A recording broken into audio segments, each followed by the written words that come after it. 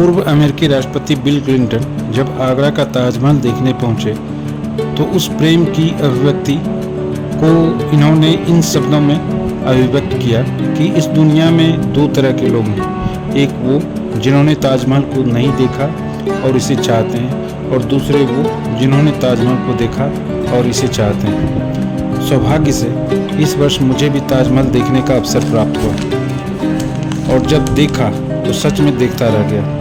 मुख्य द्वार से सामने ताज की ओर जैसे जैसे बढ़ रहा था, ताज की आकृति धीरे धीरे बढ़ती जा रही थी और जैसे ही मुख्य द्वार से अंदर आया, ऐसा महसूस हुआ मानो किसी विशाल, विशिष्ट और अति सुंदर पेंटिंग को नज़रों से देख रहा हूँ। हर चीज़ इतनी व्यवस्थित और इतने विशिष्ट तरीके से बनाई गई है कि नज़रें हट ही नहीं रही थी। लगता था बस कहीं बैठकर उसे निहारते रहें। ताज को निहारते निहारते अचानक एक भाव मेरे मन में उभरा कि कुछ तो बात होगी उनकी मोहब्बत में। यूं ही कोई किसी के लिए ताजमहल नहीं बनाता। जब आप गंभीरता से सोचेंगे तो आपको एहसास होगा कि ताजमहल सिर्फ एक संरचना भर नहीं है, बल्कि यह शाहजहां के प्रेम और मुमताज़ के सौंदर्य की भी अभिव्यक्ति है। यही कारण है कि मुमताज़ के मरते समय उन्होंने अपने दिए वचन को पूरा करने के लिए पूरी कायनात एक कर दी। 17 जून 1631 को मुमताज़ के निधन के 6 महीने के भीतर शाहजहां ने इस भव्य इमारत की रूपरेखा पर विचार करना शुरू कर दिया। वो एक ऐसी भव्य इमारत बनाना चाहते थे जो वास्तव में मुमताज़ की सुंदरता का बोध कराता हो। इसलिए उन्होंने इमारत के निर्माण की प्रक्रिया के प्रत्येक चरण में स्वयं एक एक बारीकियों पर नज़र रखा और बहुमूल्य सुझाव दिए। किंतु शाहजहां के समक्ष सबसे विकट समस्या थी स्थल के चयन का। काफ़ी सोच विचार के बाद उन्होंने तय किया कि वह इमारत यमुना नदी के तट पर बनाया जाएगा। किंतु एक दूसरी समस्या भी थी कि उस चयनित स्थल पर जयपुर के महाराजा जयसिंह का आलीशान महल था। शाहजहां ने इस महल के बदले राजा जयसिंह को आगरा शहर के मध्य एक बृहद महल दे दिया। किंतु यमुना नदी का किनारा और तटीय हिस्सों में इतना भव्य इमारत बनाना आसान और सरल भी नहीं था। जमीन के धंसने का भय, जल स्तर के बढ़ने की समस्या जैसे कई अन्य पहलुओं पर विचार करते हुए सर्वप्रथम एक बृहद क्षेत्र को खोदा गया और उसे पूरा करकट भरकर स्थलीय भाग से लगभग 50 मीटर ऊंचा उठाया गया, जिससे कि सीलन आदि से बचाव हो सके।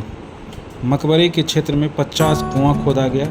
कुआं खोदने की प्रक्रिया तब तक चलती जब तक खुश्क जमीन नजर नहीं आ जाती थी।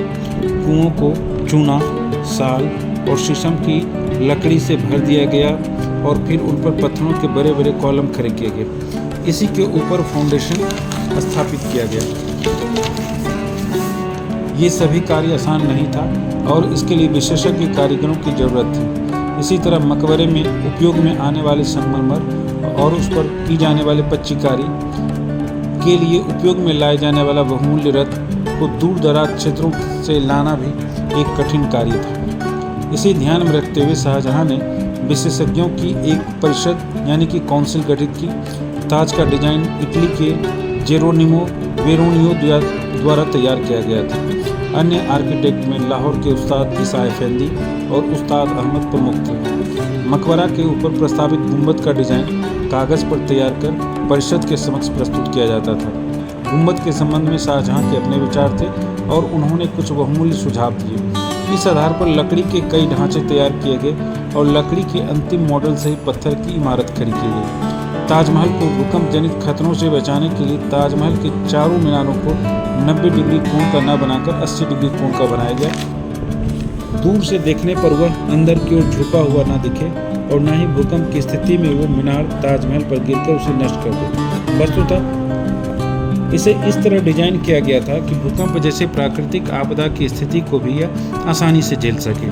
ताजमहल के निर्माण में प्रयुक्त सामग्रियाँ अलग अलग स्थानों से लाया गया था। जैसे संगमरमर आगरा से 400 किलोमीटर दूर मकराना से लाया गया, जैसपर पंजाब से, हरितासम और स्फटिक चीन से, फिरोजा तिब्बत से, लेपीज लजुली अफगानिस्तान से, नीलम श्रीलंका से, इंद्रगोप या कार्नेलियन अरब देशों से लाए गए थे।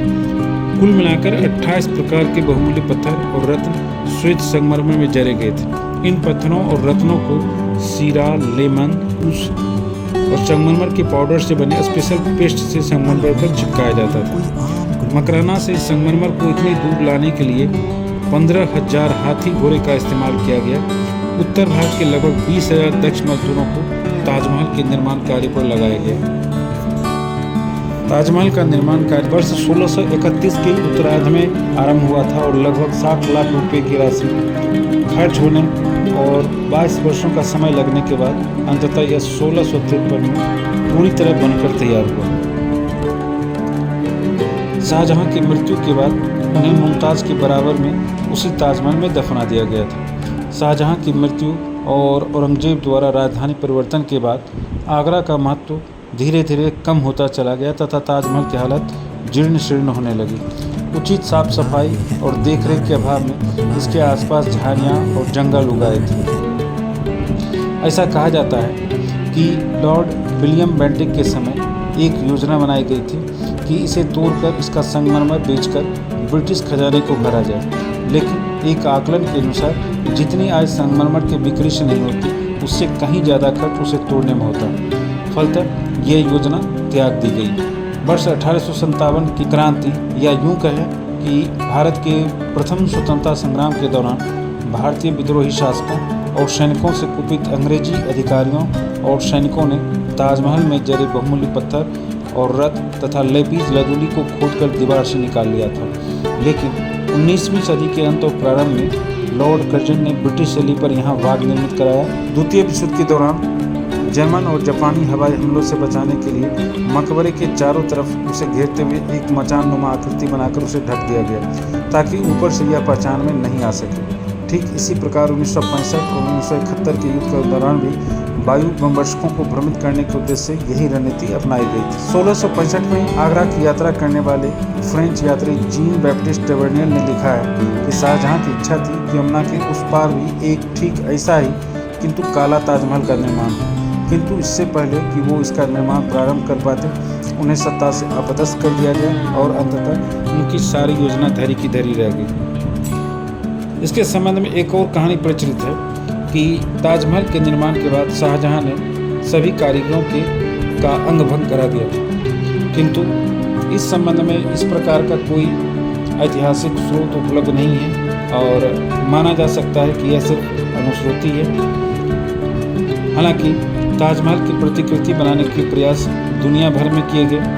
उदाहरण स्वरूप शाहजहां की मृत्यु के ठीक बाद अपने दक्षिण अभियान के दौरान औरंगजेब ने औरंगाबाद में बीबी का मकबरा ठीक ताजमहल की तर्ज पर ही तैयार कराया था। इसी तरह कलकत्ता में इंग्लैंड की तत्कालीन महारानी विक्टोरिया के सम्मान में विक्टोरिया मेमोरियल गौथिक स्थापत्य कला में ढला, किंतु ताजमहल से प्रेरित जान पड़ता है। ताजमहल बांग्लादेश, न्यू जर्सी स्थित ट्रम्प ताजमहल और मिलवॉकी विस्कॉन्सिन स्थित पुलिस श्राइन टेम्पल भी ताजमहल से प्रेरित होकर बनाया गया है, किंतु हाल के वर्षों में उद्योगों से निकले प्रदूषक और विषैले तत्वों जैसे सल्फर डाइऑक्साइड ताजमहल की सुंदरता के दुश्मन बन गए और इसके कारण ताज अपनी असली चमक खोता जा रहा है। ताजमहल को दुनिया के 7 आश्चर्य में से एक माना जाता है और यह तथ्य भी हमारे लिए कम गर्व की बात नहीं है।